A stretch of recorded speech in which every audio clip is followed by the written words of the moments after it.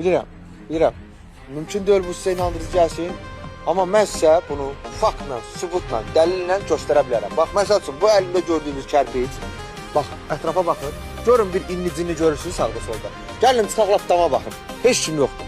İndi bu məsələ buradadır ki, mən bu kərpici yerə qoyan kimi bir nəfər peyda olur. Əli, adı nədir o, papqalı, kostyumlu bir adam. Gəlir mənə belə şeylər edir. İndi bax, göstərin, baxın. Al, sözün üstə gəldi. Gördünüz? Bax.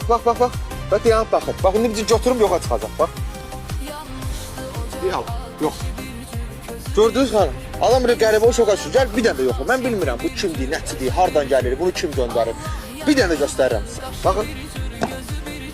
Zırt, al, yerə çıxdı.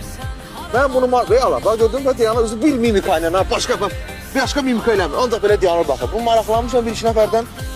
Deyilən görə bu icranın işçidir, yəni pul istəyir, bu tikintiyə görə. Əlimdə kubik qoyduğum zırt gəldi. Mən neyim, mənim bu taleyim belədir, bəxtim belə.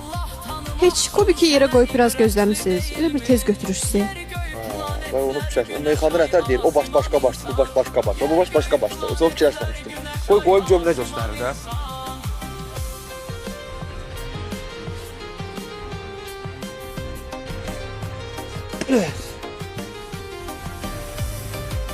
Bu.